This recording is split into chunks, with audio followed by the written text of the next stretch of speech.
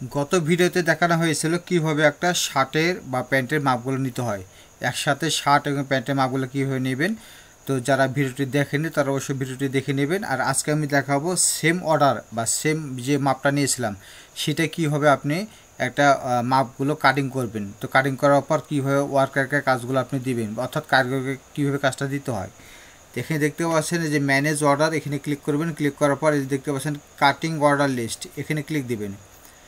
তো এখানে ক্লিক দেওয়ার পর দেখতে পাচ্ছেন 1327, এই যে হৃদয় নামে যে কাস্টমারের গতকালকে মাপটা নিয়েছিলাম কীভাবে মাপ করে নিতে হয়, যারা দেখেনি ভিডিওটি তারা দেখে নেবেন। তো এখানে আজকে আমি দেখাবো কীভাবে আপনার কাটিং করবেন, অর্থাৎ যে মাস্টারটি আপনি কাটিং করবে শার্ট বা প্যান্টগুলো কাটিং করবে। এখান থেকে দেখতে পাচ্ছেন অ্যাকশন থেকে এই যে চোখের মতন যে আইকনটি আছে এখানে ক্লিক দিবেন।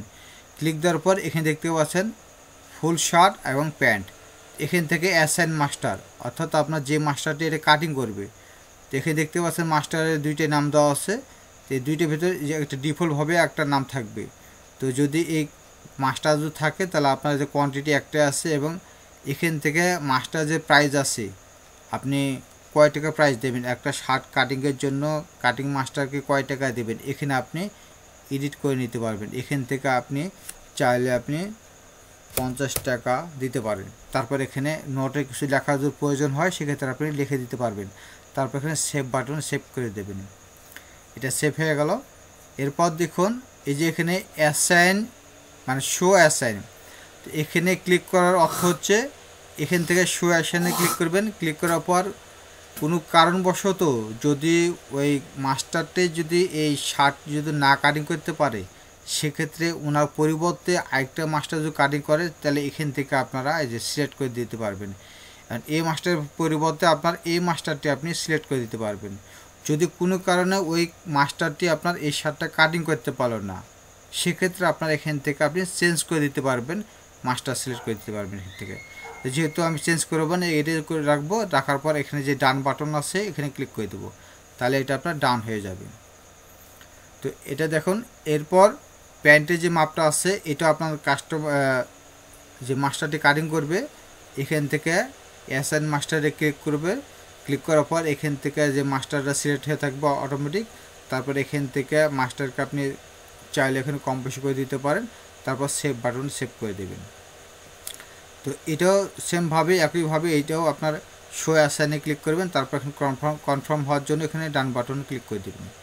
তাহলে আপনার এটা একদম কমপ্লিট হয়ে গেল। যে মাস্টারটি কাটিং করেছে তার এখানে নামটা শো করবে। এরপর দেখুন এটা হচ্ছে সুইং অর্ডার লিস্ট। আমরা প্রথমে কি করলাম, কাটিং অর্ডার লিস্ট, অর্থাৎ আপনার যে শার্ট বা প্যান্ট যে কাটিং করলাম সেটা কনফার্ম করে দিলাম, কাটিংটা কমপ্লিট হয়ে গেছে। এখন এই শার্ট আর প্যান্টটা আপনার সুইং অর্ডার লিস্টে চলে যাবে। দেখুন এখানে যদি আমি ক্লিক করি সুইং অর্ডার লিস্টে যদি ক্লিক করি, তো ক্লিক করলে আপনারা দেখতে পাচ্ছেন এখানে যে 1327 যে অর্ডারটি নাম্বার আছে, এই কাস্টমারের নাম দেওয়া আছে, এটা আপনার সুইংয়ের ঘরে আসলো। এখন যেই কারিগর অর্থাৎ যে ওয়ার্কারটা আপনার সেলাই করবে তাকে তো এটা আপনি কাজটা বুঝাই দিবেন। তো এখান থেকে অ্যাকশন থেকে এই চোখের মতন যে আইকন আছে এখানে ক্লিক দিবেন। ক্লিক দেওয়ার পর এখানে দেখতে পাচ্ছি অ্যাসাইন, এই অ্যাসাইনে আপনার ক্লিক করতে হবে। অ্যাসাইনে ক্লিক করার পর এখানে দেখতে পাচ্ছেন লেখা আছে কি ওয়ার্কার সিলেক্ট, অর্থাৎ আপনি কোন কারিগরকে এই শার্টটা আপনি দিবেন। তো এই শার্টটা দেওয়ার জন্য এখান থেকে আমি যে ওয়ার্কারের যে নামগুলো দেওয়া আছে এখান থেকে আপনি এখানে যে কোনো একটা নাম দিতে পারেন। এখানে যে আমি সাইফুল যে কারিগর আছে এখানে আমি ওনাকে কাজটা আমি দেবো। তারপর ওনার যে প্রাইসটা আছে সেই প্রাইসটা আমি এখান থেকে 130 টাকা আছে, এখানে আমি দেবো 110 টাকা দিয়ে দেবো। তারপর এখানে সেভ করে দেব। এরপর এই একইভাবে আপনার যে অ্যাসাইন শো এখানে ক্লিক করবেন। যদি কোনো কারণে যদি ওই কারিগরটি আপনি কাজ না করতে পারে, তাহলে আপনার এই কাজটি আরেকটি কারিগরকে আপনি হ্যান্ড ওভার করে দিতে পারবেন। এখান থেকে দেখতে পাচ্ছেন এখানে আরেকটি কারিগর আছে, এখানে আরেকটি কারিগর আছে, এখানে আরেকটি কারিগর আছে, এখানে অনেকগুলো কারিগর থাকবে, এখানে আপনি সিলেক্ট করে দেবেন। যেহেতু আমি কনফার্ম হয়েছি এই কারিগরটি কাজ করবে, এই কারিগরটা এখন বর্তমানে কাজ করছে, এই জন্য আমরা আর চেঞ্জ করব না। তারপর এখানে যে ডান বাটন আছে এখানে ক্লিক করে দেব। এটা আপনার শার্ট আপনার কমপ্লিট হয়ে গেল। এরপর প্যান্ট। এখন শার্ট প্যান্ট একই ওয়ার্কার তো কাজ করবে না, এখন শার্টের জন্য আলাদা কারিগর, প্যান্টের জন্য আলাদা কারিগর, কোটের জন্য আলাদা কারিগর। এখন এরপর দেখুন এই যে অ্যাসাইনেতে ক্লিক করবেন, ক্লিক করার পর দেখতে পাচ্ছেন এখান থেকে আমি আরেকটি ওয়ার্কারকে আমি সিলেক্ট করে দেবো। এখানে যেহেতু আমি নিজে আপনার এখানে যে কারিগর আছে সেই কারিগরটা কাজ করবে না, যেহেতু এই সাইফুল নামে যে ওয়ার্কার আছে সে কাজ করবে, সেই প্যান্টের কাজ করে না, সে শুধু শার্ট করবে।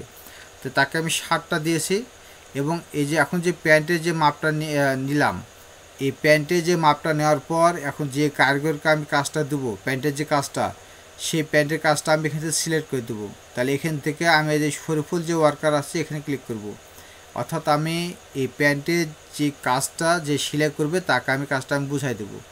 এখান থেকে আমি মানে ওয়ার্কারের নামটা আমি লিখে দিলাম, সিলেক্ট করে দিলাম। সিলেক্ট করে দেওয়ার পর এখান থেকে চাইলে আপনি কম বেশি করে নিতে পারেন, এখানে সেভ করে দেবো। সেমভাবে এখানে অ্যাসাইন শোতে ক্লিক করব, এখানে কনফার্ম হয়ে যাব কি হ্যাঁ ওই শরীফুল যে ওয়ার্কার আছে তাকে আমি কাজটা দিয়ে দিচ্ছি। তারপর এখানে ডান বাটনে ক্লিক করে দেবেন। এটা কমপ্লিট হয়ে গেল। এখন বর্তমানে আপনার এটা রিসিভ অর্ডার লিস্টে চলে যাবে। দেখুন এখানে সুইং অর্ডার লিস্ট, অর্থাৎ আপনার এটা যে কারিগরটা কাজ করবে তাকে আমি এই শার্ট একটা কারিগরকে দিয়েছি এবং প্যান্ট আরেকটি কারিগরকে দিয়েছি আমি। তাহলে আমি দুইটা কারিগরকে আমি কাজটা আমি বুঝাই দিলাম। এরপর যখন ওনারা কাজগুলো কমপ্লিট করার পর আমার শোরুমে যখন নিয়ে এসে দিবে তখন আমি সুন্দর করে এখান থেকে যে রিসিভ অর্ডার লিস্ট এখানে আমি আসলে আমি পাবো। কিন্তু এখান থেকে রিসিভ অর্ডারে যদি ক্লিক করি তাহলে দেখতে পাচ্ছেন 1387 অর্ডারটি নাম্বার এই আপনার এটা আপনার এখানে শো করবে। যতক্ষণ পর্যন্ত আপনার রিসিভ না করবে ততক্ষণ পর্যন্ত আপনার এখানে এটা আপনার শো করবে না। তো যেহেতু আমি এখান থেকে আমি রিসিভ করব, এখন যেহেতু সুইং থেকে আপনার রিসিভ আসবে, তো এখান থেকে রিসিভ অর্ডার লিস্ট, অর্থাৎ আমি এখানে এই শার্ট আর প্যান্ট আমি রিসিভ করব। তো রিসিভ করার জন্য এখানে অ্যাকশান বাটনে যাবেন।